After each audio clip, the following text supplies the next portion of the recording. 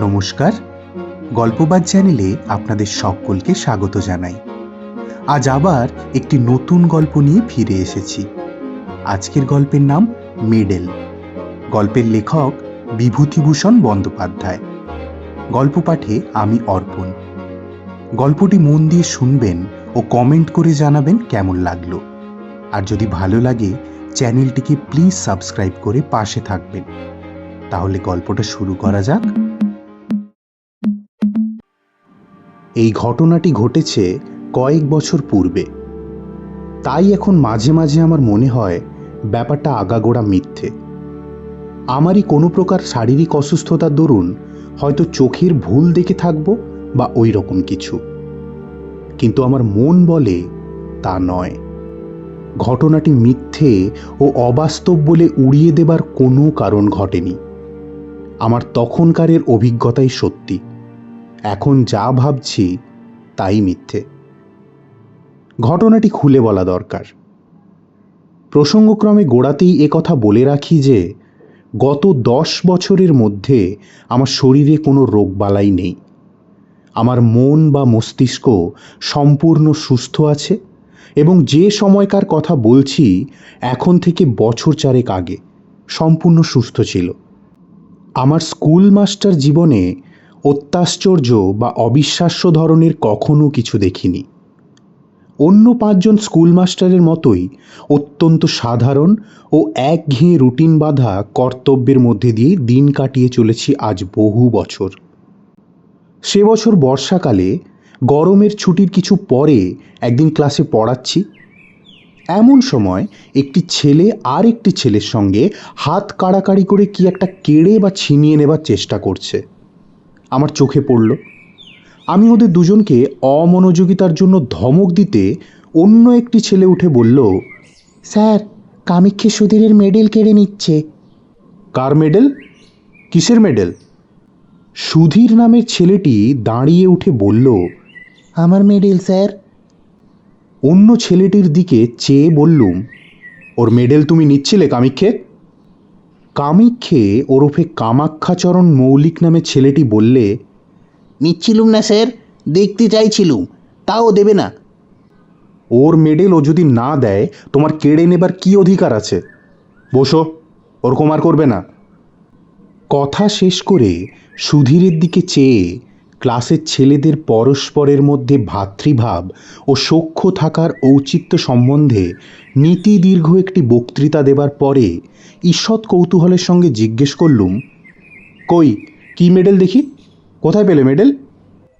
ভেবেছিলুম আজকাল কলকাতার পাড়ায় পাড়ায় যেসব ব্যাডমিন্টন খেলা, সাঁতারের বা দৌড়ের প্রতিযোগিতা প্রভৃতি অনুষ্ঠিত হয়ে থাকে তারই কোনো কিছুতে সুধীর হয়তো 4র্থ স্থান বা ওই ধরনের সাফল্য লাভ করে ছোট্ট এতটুকু একটা আধুলির মতো মেডেল পেয়ে থাকবে এবং সম্পূর্ণ স্বাভাবিক যে সে সেটা ক্লাসে এনে 5 জনকে গর্বভরে দেখাতে চাইবে। এমনকি এই ছুতো অবলম্বন করে ক্লাস শুদ্ধ হেডমাস্টারের কাছে দলবদ্ধ হয়ে গিয়ে একবেলার জন্য ছুটিও চাইতে পারে। সুতরাং মেডেলটা যখন আমার হাতে এসে পৌঁছলো তখন সেটাকে তাচ্ছিল্যের সঙ্গেই হাত পেতে নিলুম। কিন্তু মেডেলটার দিকে একবার চেয়ে দেখেই চেয়ারে সোজা হয়ে বসলুম। না, এ তো পাড়ার ব্যাডমিন্টন ক্লাবের বাজে মেডেল নয়। মেডেলটা পুরনো, বড় ও ভারী চমৎকার গড়ন। কি জিনিস দেখি? মেডেলের গায়ে কি লেখা রয়েছে? আধো অন্ধকার ক্লাসরুমে ভালো পড়তে পারলুম না। ও পিঠ উল্টে দেখি মহারানী ভিক্টোরিয়ার অল্প বয়সের মূর্তি খোদাই করা। পকেটে চশমা নেই, মনে হলো অফিস ঘরের টেবিলে ফেলে এসেছি। ইতিমধ্যে অনেকগুলি ছেলে ভিড় করেছে আমার চেয়ারের চারপাশে মেডেল দেখবার জন্য। তাদের ধমক দিয়ে বললুম, যাও বসোগে সব, ভিড় করো না এখানে। একটি ছেলেকে বললুম, কি লেখা আছে মেডেলের গায়ে পড়ো তো। ক্লাস 4-এর ছেলে অতি কষ্টে ধীরে ধীরে পড়ল, ক্রাইমিয়া, সিবাস্টোপোল, ভিক্টোরিয়া রেজিনা। ও পিঠে, sergeant S B Parkinson, 6th dragoon guards, 1854 সাল। দস্তুর মতো অবাক হয়ে গেলুম। ক্রাইমিয়ার যুদ্ধের সময় সিভাস্টোপোলের রণক্ষেত্রে কোনো সাহসের কাজ করবার জন্য এই মেডেল দেওয়া হয়েছিল ইংল্যান্ডের সামরিক দপ্তর থেকে ড্রাগন গার্ড সৈন্যদলের সার্জেন্ট পার্কিনসনকে। এ তো সাধারণ জিনিস মোটেই নয়। Crimea, Sevastopol, charge of the light brigade. কিন্তু কলকাতার নীলমণি দাস লেনের সুধীর সাহার কাছে সেই মেডেল আসে কোথার থেকে? এদিকে এসো, এই মেডেল কোথায় পেয়েছো? ওটা আমার স্যার। তোমার তো বুঝলুম, পেলে কোথায়? আমার দাদু দিয়েছেন স্যার। তোমার দাদু কোথায় পেয়েছিলেন জানো? হ্যাঁ স্যার, জানি। আমার দাদুর বাবার কাছে এক সাহেব জমা রেখে গিয়েছিল। কিভাবে?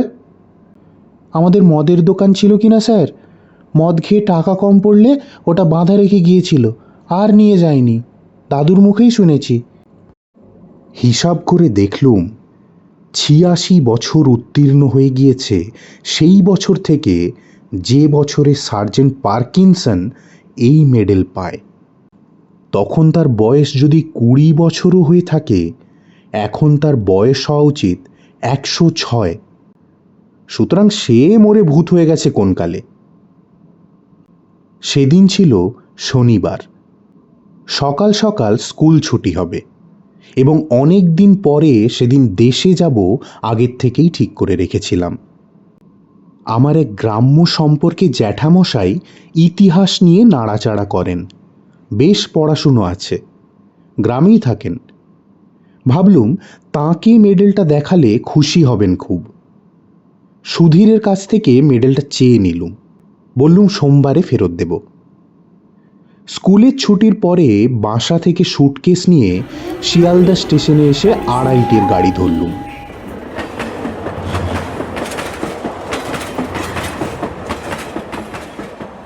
দেশের স্টেশনে যখন নামলুম তখন বেলা 5:30। 2 মাইল রাস্তা হেঁটে বাড়ি পৌঁছতে প্রায় সন্ধে হয়ে গেল। সন্ধ্যের আগেই হয়তো পৌঁছতে পারা যেত, কিন্তু আমি খুব জোরে জোরে হাঁটিনি। ভাদ্র মাসের শেষ, অথচ বৃষ্টি তত বেশি না হওয়ায় পথঘাট বেশ শুকনো খটখটে। পথের ধারের বর্ষা শ্যামল গাছপালা চোখে বড় ভালো লাগছিল অনেকদিন কলকাতা বাসের পরে। তাই জোরে পা না চালিয়ে আস্তে আস্তে হেঁটে আসছিলুম। এখানে প্রথমেই বলি, আমার বাড়িতে কেউ থাকে না। পাশের বাড়ির এক বৃদ্ধা আমি গেলে রান্না করে নিয়ে আসতেন বরাবর। আমার এক বাল্যবন্ধু বৃন্দাবন অনেক বছর ধরেই বিদেশে থাকে। পিসিমার মুখে শুনলুম আজ দিন 15 হলো বৃন্দাবন বাড়ি এসেছে। শুনে বড় আনন্দ হলো। সন্ধ্যের পরেই ওর সঙ্গে দেখা করব ঠিক করে চা খেয়ে নদীর ধারে বেড়াতে বের হলুম। যাবার সময় স্যুটকেসটা খুলে মেডেলটা পকেটে নিলুম, বৃন্দাবনকেও দেখাবো। নদীর ধারে গিয়ে দেখি বর্ষার দরুন নদীর জল ভয়ানক বেড়েছে। নদীর জল কুল ছাপিয়ে দুধারের মাঠে পড়েছে। অনেকক্ষণ বসে রইলুম। সন্ধ্যের অন্ধকার নামলো একটু একটু। বাদুড়ের দল বাসায় ফিরছে। কেউ কোনো দিকে নেই। এক জায়গায় বর্ষার তোড়ে নদীর পাড় ভেঙে গিয়েছে, অনেকটা উঁচু পাড়, নিচে খরস্রোতা বর্ষার নদী। জায়গাটা দিয়ে যেতে যেতে একবার কিরকম ভেঙেছে দেখবার ইচ্ছে হলো। পাড়ের ধারে দাঁড়িয়ে নিচের জলের আবর্ত দেখছি। পাড়টা সেখানে অনেকখানি উঁচু, জল অনেক নিচে। হঠাৎ আমার মনের মধ্যে একটা অদ্ভুত ইচ্ছা জেগে উঠল। আমার লাফ দিয়ে পাড় থেকে জলে ঝাঁপিয়ে পড়তে ইচ্ছে করলো।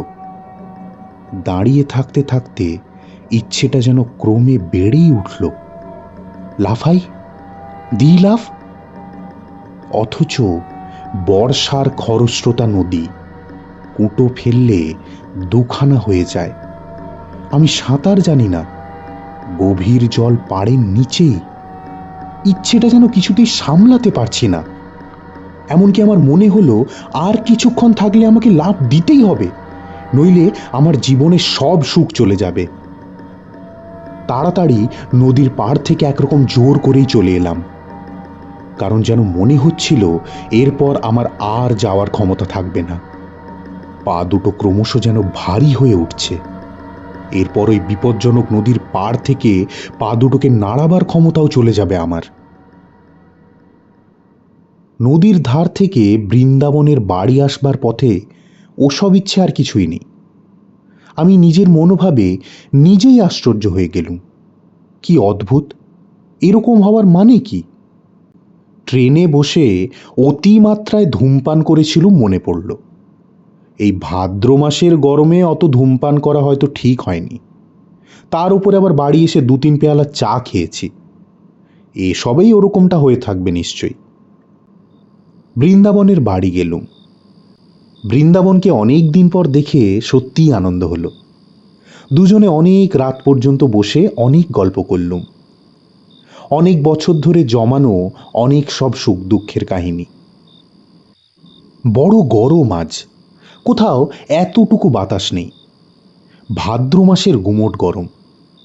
বৃন্দাবন বললে, চল ভাই, ছাদে গিয়ে বসে গল্প করি, তবু একটু হাওয়া পাওয়া যাবে। তুই আমাদের এখানেই খেয়ে যাবি আজকে, মা বলে দিয়েছেন। তোদের বাড়িতেও খবর দেওয়া হয়ে গেছে। দুজনে ছাদে উঠলুম। বাড়িটা দোতলা।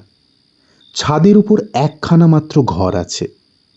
আমি জানতুম বৃন্দাবনের কাকা ওই ঘরটায় থাকেন। দোতলার ছাদে উঠে দেখলুম বাড়ির পেছন দিকটায় বাঁশের ভাড়া বাঁধা। বললুম, বাড়িতে রাজমিস্ত্রি খাটছে বুঝি বৃন্দাবন? হ্যাঁ ভাই, কাকার ঘরটা মেরামত হবে। উত্তর দিকের দেওয়ালটার গা থেকে নোনা ধরা ইঁটগুলো বার করা হচ্ছে।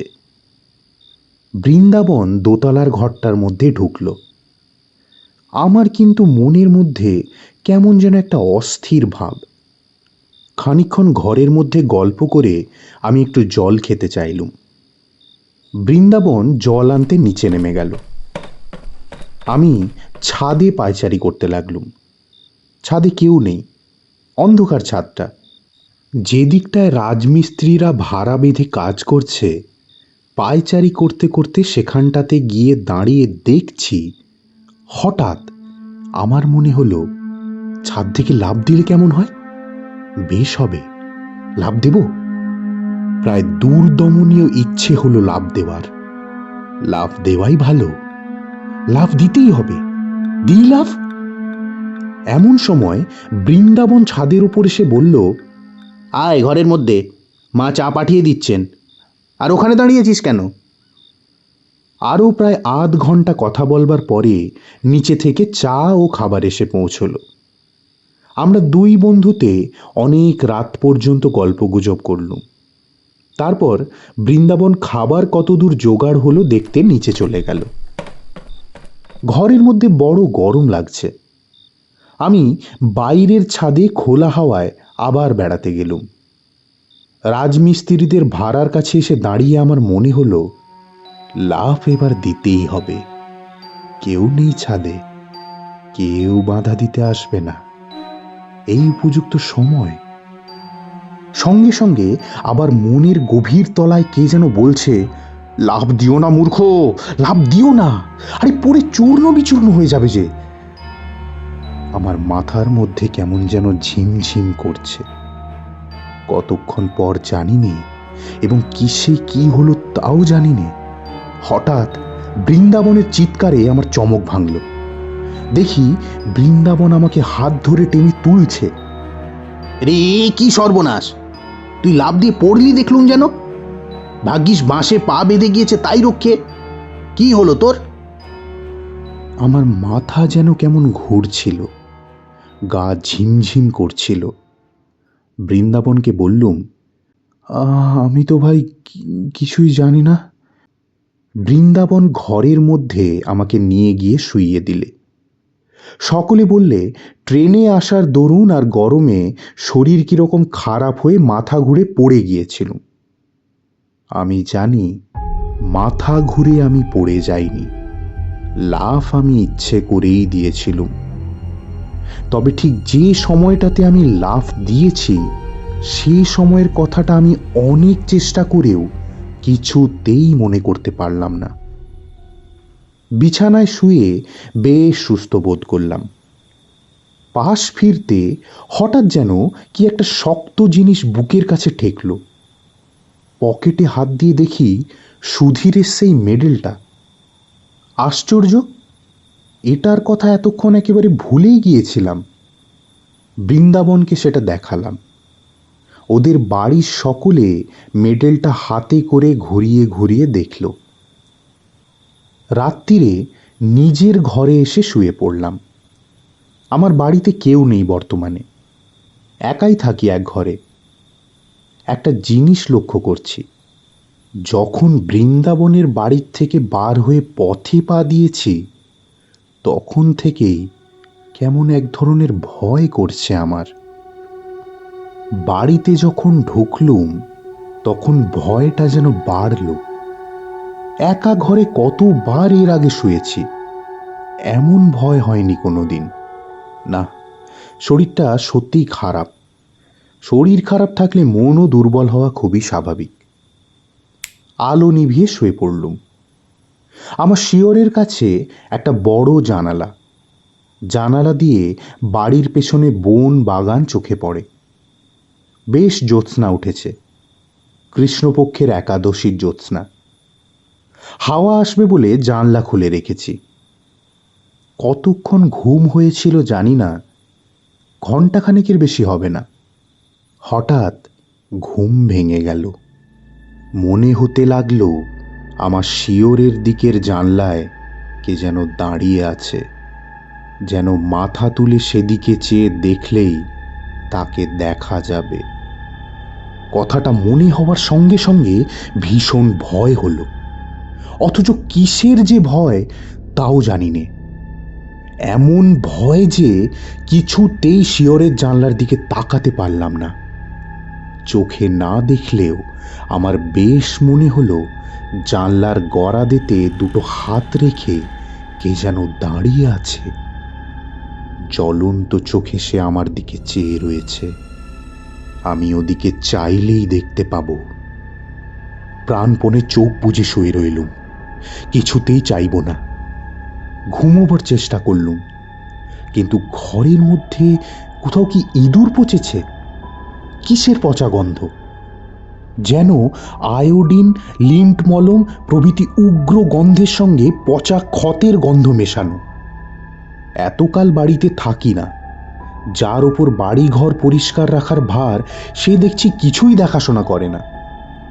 কে যেন আমার মনের ভেতরে বলছে, চেয়ে দেখো, তোমার মাথা শিয়রের জানলার দিকে চেয়ে দেখো না। ঘরের চারিধারে কিসের যেন একটা প্রভাব, কোনো অমঙ্গলজনক, হিংস্র, উগ্র, অশান্ত ধরনের ব্যাপার। ঠিক বলে বোঝানো যায় না। আমি যেন ভয়ানক বিপদগ্রস্ত। সে এমন বিপদ যা আমাকে মরণের দোর পর্যন্ত পৌঁছে দিতে পারে। এমনকি সে দোরের চৌকাঠ পার করে অন্ধকার মৃত্যুপুরীর হিমশীতল নীরবতার মধ্যে ডুবিয়ে দিতেও পারে। আমি চাইব না, কিছুতেই চাইব না শিয়রের জানলার দিকে। কিন্তু যে প্রভাবেই হোক, আমার ঘরের মধ্যে দেয়ালের এ পিঠে তার অধিকার নেই। বহুকাল ধরে পূর্বপুরুষেরা বাস্তু শালগ্রামের অর্চনা করেছেন এই ঘরে। এর মধ্যে কারো কিছুই খাটবে না। আমার মনই আবার যেন এই কথাগুলি বলল। অন্ধকার রাত্রে নির্জন ঘরে মন কত কথা কয়। জানলার ধারে কি যেন শব্দ হলো, অদ্ভুত ধরনের শব্দটা। কি যেন জানলার গরাদের উপর টোকা দিয়ে আমার দৃষ্টি আকর্ষণ করতে চাইছে। একবার, দুবার, তিনবার। ভয়ে আমার বুক ঢিপ ঢিপ করতে লাগলো। কাউকে ডাকবো চিৎকার করে, একবার চেয়ে দেখবো জানলার দিকে জিনিসটা কি। হঠাৎ আমার মনে পড়ল একটা ধাড়ি বেজি অনেক দিন থেকে বাইরের দেওয়ালে কড়িকাঠের খোলে বাসা বেঁধে আছে। আজ বিকেলেও সেটাকে একবার দেখেছি। জানলার ওপরকার কাঠে সেটা পোকামাকড় বা জোনাকি ধরছে, এ তারই শব্দ। কথাটা মনে হতেই মনের মধ্যে সাহস আবার ফিরে এলো। উহ, ঘাম দিয়ে যেন জ্বর ছেড়ে গেল। শরীর অসুস্থ থাকলে কত সামান্য কারণ থেকেই ভয় পায় মানুষ। পাশ ফিরে এবার ঘুমাবার চেষ্টা করলুম স্বস্তির নিঃশ্বাস ফেলে। কিন্তু আমার এই ভাব বেশিক্ষণ স্থায়ী হলো না। এ ধারণা আমার মন থেকে কিছুতেই গেল না যে আজ রাত্রিরে আমি একা নই, আরও কে যেন এখানেই আছে। নিদ্রাহীন চোখে সে আমার ওপর খর দৃষ্টি দিয়ে পাহারা রেখেছে। আমাকে সে নিরাপদে বিশ্রাম করতে দেবে না আজ। বারবার ঘুম আসে, আবার তন্দ্রা ছুটে যায়, অমনি জেগে উঠি। কিন্তু চোখ চাইতে বা বিছানার ওপর উঠে বসতে সাহস পাই না। আর সেই শব্দটা মাঝে মাঝে জানলার গরাদের ওপর হতে শুনি। খুব মৃদু করাঘাতের শব্দ, যেন যেন শব্দটা বলছে, চেয়ে দেখো, পেছন ফিরে জানলার দিকে চেয়ে দেখো। ঘামে দেখি বিছানা ভেসে গিয়েছে। ভাদ্রের গুমোট গরম কিনা। দিনের আলো ফুটলে লোকজনের শব্দ কানে যেতে রাত্রের ভয়টা মন থেকে কোথায় মিলিয়ে গেল। নিশ্চিন্ত মনে বেলা 9টা পর্যন্ত ঘুম দিলুম। তারপর উঠে চা খেয়ে পাড়ায় বেড়াতে বার হওয়া গেল। এই সময় একটা ঘটনা ঘটল। তখন আমি আর বিশেষ কোনো মূল্য দিইনি, কিন্তু পরে সব কথা মনে মনে আলোচনা করে দেখে সেটা ভারী আশ্চর্য বলে মনে হয়েছিল। ও পাড়ার পথে আমার সেই জ্যাঠামশায়ের সঙ্গে দেখা। তাকে দেখাবার জন্যই আমি মেডেলটা কাল রাত্রে সঙ্গে নিয়ে বেরিয়েছিলাম, কিন্তু বৃন্দাবনদের বাড়িতে নিমন্ত্রণের জন্য তার সঙ্গে দেখা করতে পারিনি। আমায় দেখে তিনি বললেন, এই যে সুরেন, ভালো আছো? কাল তুমি এসেছো দেখলুম, তখন অনেক রাত, তাই আর ডাকলুম না। বোধহয় বৃন্দাবনদের বাড়ি থেকে ফিরছিলে। আমি তখন ছাদে পায়চারি করছি। যে গরম গিয়েছে কাল রাত্রিরে, তোমার সঙ্গে লোক রয়েছে দেখে আরও ডাকলুম না। ও লোকটি কে? খুব লম্বা বটে, ঠিক শিখ কি পাঞ্জাবির মতো লম্বা। তোমার বন্ধু বুঝি? বাঙালিদের মধ্যে এমন চেহারা? বেশ বেশ। আমি অবাক হয়ে জ্যাঠামশায়ের মুখের দিকে চেয়ে বললুম, আমার সঙ্গে লম্বা লোক কাল রাত্রিরে? সে কি জ্যাঠামশাই? জ্যাঠামশাই আমার চেয়েও অবাক হয়ে বললেন, তোমার সঙ্গে লোক ছিল না বলছো? একা যাচ্ছিলে? আমার চোখের দৃষ্টি একেবারে কি এত খারাপ হয়ে যাবে বাবা? আমি হেসে বললুম, তাই হবে জ্যাঠামশাই, চোখে কিরকম ঝাপসা দেখে থাকবেন, বয়স হয়েছে তো। আমার সঙ্গে কেউ ছিল না, তাছাড়া আপনাদের বাড়ির সামনের আম গাছটায় ছায়া, কিরকম আলো আধার দেখেছেন চোখে, অমন ভুল হয়। জ্যাঠামশাই যেন রীতিমতো হতভম্ব হয়ে গেলেন।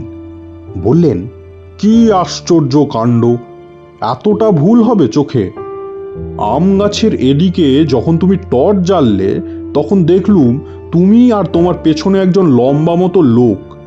তারপর তুমি টর্চ নিভিয়ে আম গাছের ছায়ার মধ্যে ঢুকলে। তখনও জ্যোৎস্নার আলো আর আম গাছের ছায়ার অন্ধকারে আমি বেশ দেখতে পেলুম লোকটি তোমার পেছনে পেছনে যাচ্ছে।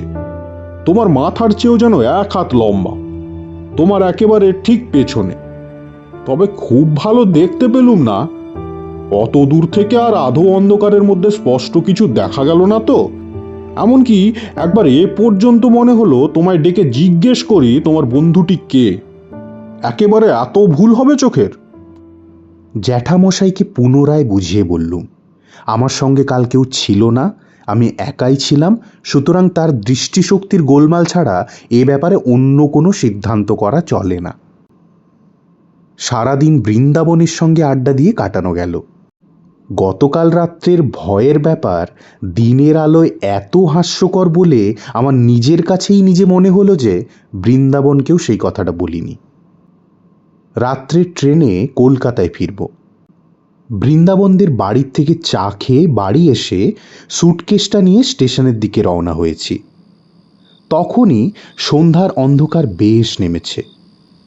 বাউড়িপাড়ার বড় বাগানটার মধ্যে দিয়ে আসছি। বাগানটা পার হতে প্রায় 5-6 মিনিট লাগে। মস্ত বড় বাগান। বাগানের ঠিক মাঝামাঝি এসে হঠাৎ পেছন ফিরে চাইলুম কি ভেবে।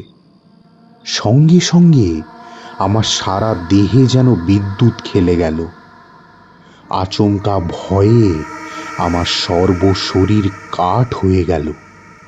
ওখানে ওটা কে দাঁড়িয়ে? রাস্তা থেকে একটু পাশে আগাছার জঙ্গলের মধ্যে আধো অন্ধকারে এক অদ্ভুত মূর্তি, খুব লম্বা। তার মাথায় ঘোড়ার বালামচির সেই এক লম্বা ধরনের টুপি, পাতলা লোহার চেন দিয়ে থুতনির সঙ্গে বাঁধা। ছবিতে গোরা সৈনিকদের মাথায় যে ধরনের টুপি দেখা যায়। মূর্তিটা যেন নিশ্চল নিস্পন্দ অবস্থায় আমার দিকে চেয়ে রয়েছে। আমার কাছ থেকে মাত্র 10 গজ কি তারও কম দূরে। মরিয়ার মতো আরো একটু এগিয়ে গেলুম। এই ভয়ানক কৌতূহল আমাকে চরিতার্থ করতেই হবে যেন। মূর্তি নড়ে না, যেন নিশ্চল পাথরের মূর্তি, কিন্তু বেশ স্পষ্ট দেখছি। 7-8 গজ মাত্র দূরে তখন মূর্তিটা, আর ঘোড়ার বালামচির লম্বা টুপি ও ইস্পাতের চেনের স্ট্র্যাপ স্পষ্ট দেখতে পেলুম। আমার পা ঠক ঠক করে কাঁপতে লাগলো। সারা দেহ কেমন যেন অবশ হয়ে আসছে। মাথাটা হঠাৎ বড় হালকা হয়ে গিয়েছে। বোধহয় আর আধ মিনিট এইভাবে থাকলে মূর্ছিত হয়ে পড়ে যেতুম, কারণ সেই ভীষণ মূর্তিটার মুখোমুখি আমি দাঁড়িয়ে। আমার পা দুটো বেজায় ভারী হয়েছে। নড়বার উপায় নেই মূর্তির সামনে থেকে। কিন্তু ঠিক সেই সময়ে বাউড়ি বাগানের পথে লণ্ঠন নিয়ে কারা ঢুকলো। 2-3 জন লোকের গলার শব্দ শুনে আমার সাহস ফিরে এলো। আমি ওদের ডাক দিলুম চিৎকার করে। ওরা ছুটে এলো।